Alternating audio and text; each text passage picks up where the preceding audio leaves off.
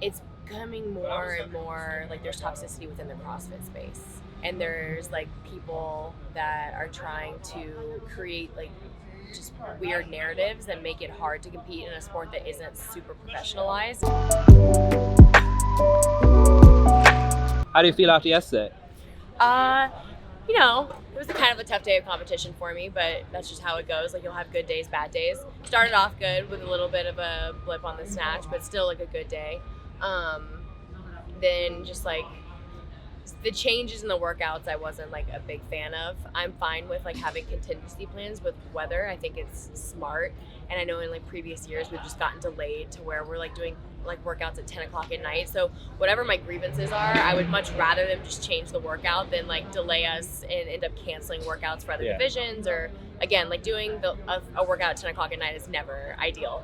So putting that out there, I like how they did it better this year. But I think that even if you're going to have a contingency plan, you need to make sure that it's the same stimulus. Okay. So I feel as though like the changes made them just completely different workouts, and now the overall weekend is very skewed towards a certain type of athlete. But I mean, obviously, like your top 3 to 5 are probably always going to be your top 3 to 5. So like for them, it doesn't matter too much. But sometimes, like for an athlete like me, like workouts do matter. And so the second workout of the day, the first one was very good for me, the original version, and then the second version just absolutely tore me to shreds, broke my heart. And is that like exacerbated then by the fact that the first event didn't go exactly how you planned it to? I think at this point, like I'm pretty good at like shaking off things like that, so like that was fine, and that wasn't like a huge deal. It was like, you know, first to second. So like that's not a huge thing. But the second workout was something where I was very confident that I could get like a top 5 in, and then I got like bottom quarter of like the pack because of the changes. And so like that's a tougher pill. Did they change the scores again this morning for that as well, or something? I don't think it was the second one. I think it was the third one. A lot of people did a lot of appeals last night, so I'm sure like things are still moving around. Yeah. What's the story then for the rest? You're still in Invictus, correct? Yeah. And you're there this year. Yeah. And individual. Mostly, I mean, like I just like love San Diego. Like even if for some reason. Where are you from originally? Born in Houston, but did all of my growing up in Colorado. So like mountain girl. So that needed to be near the ocean. So I did that. That's right. And then individual games appearance is the aim this year. Yeah. I don't know.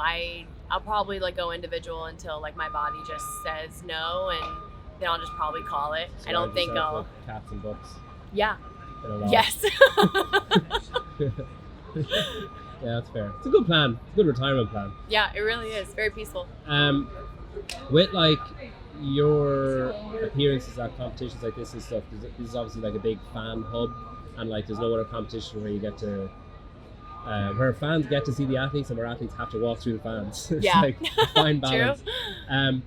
Do you enjoy this more than say, or is it just different from like a game thing where you're shuttled from place to place and kind of if you don't want to, you don't have to kind of thing? No, I really like the community aspect of Wodapalooza. I think it's really important that the fans get to interact with the people that they just get to see on the internet. I think it's good for them, and it's good also for the athletes to be able to like thank the people who allow us to do what we do. I'm not under any delusions that if people didn't like to come watch me or follow me on Instagram that I couldn't live the life that I do. So I appreciate these people more than they ever will realize. So I think that athletes that choose not to interact with their fans are making a huge mistake, and I don't understand why they can't just take 5 minutes. Or like insanely incredibly successful and like can command the money through that route, like by being consistently first place or whatever. Yeah, that's the difference, I guess. Do you find it comes with pressure then to be a certain way or to show a certain side on like on social media or on like? Yeah, I'm pretty proud. I pride myself on like being my genuine self like 24/7. So whether I'm on Instagram or in public or at a competition, like I am who I am.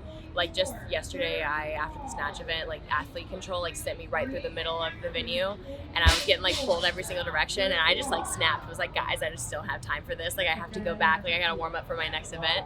And I did. I just kind of like I yelled at the fans. I felt terrible about it. Like yesterday, I was like, well, that was shitty. But it was like a genuine reaction. Like it was one of those things where it just happens in like those kind of situations. But I'm pretty, like I said, I'm pretty proud of just like I am who I am, and you'll get the good, bad, and the ugly. no matter what. Yeah. So I don't try to hide anything. It's just more of like, Yeah.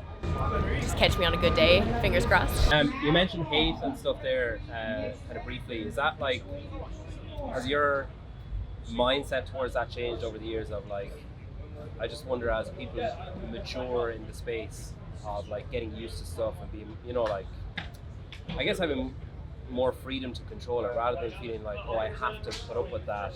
I kind of feel like you're more someone who just says, I'm just gonna block that, and like, nah. Yeah, it's funny because, you know, you go through waves just like everything else. And I Yeah. think most of the time, like, I can just like shut it off because a lot of it is just like mindless, like, honestly, like toxic masculinity stuff. But I find that recently, like in the past like year or two, it's gotten more like CrossFit based. It's not like you're having hatred towards just like men hating on women or it's always the men. I hate to always like just dog on that, but it's very rarely that I get an obnoxious female in my DMs like saying some bullshit. But it's becoming more and more like there's toxicity within the CrossFit space, and there's like people that are trying to create like just weird narratives that make it hard to compete in a sport that isn't super professionalized. And we have people that volunteer at Yeah. events and stuff that can be, you know, swayed towards something, or it just, I find that it's just changing. And so like there used to be like hatred and toxicity that I was like that's fine. And now it's just more of like it's like it's still like whatever, but it's becoming an issue like within the competition space, and it just makes it not fun anymore. What do you think the narrative is or the issue is? What do you mean? I think that there are people who think that they can run the sport better than who is running it, so they get on their platforms and preach that they know better or that this should be some way, and it just causes like a toxic narrative instead of just like letting the people who are running the sport just run the sport. And you start like creating these narratives that people buy into, and it just kind of creates like, I just, you know, this isn't something that people got into because they wanted to, you know, go to a level where like it's not the NFL. Like Yeah. we're not signing multi-million-dollar contracts. We're here because like we wanted to get fit, and then we found it fun, and then we started competing, and so we're here just to have fun. And people I think are taking it so like just so far in like the other direction where a lot of the fun is just getting like sucked out of it. And I don't know, I've talked to a couple athletes and some people feel the same way, and it's just, I don't know. Yeah. I'm someone who just really wants to continue to have fun, and I think people are going in the opposite direction, which is like such a bummer in my opinion.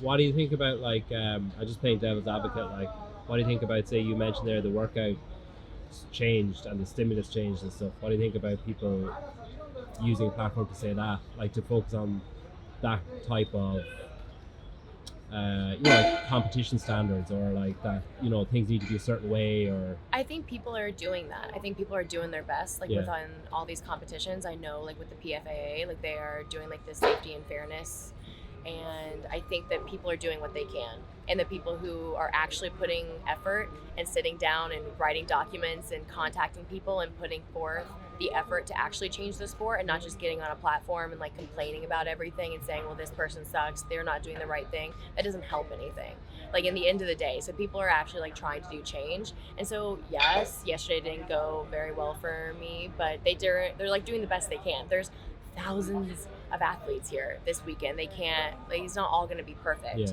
They got to do what they can. So like what are we gonna do?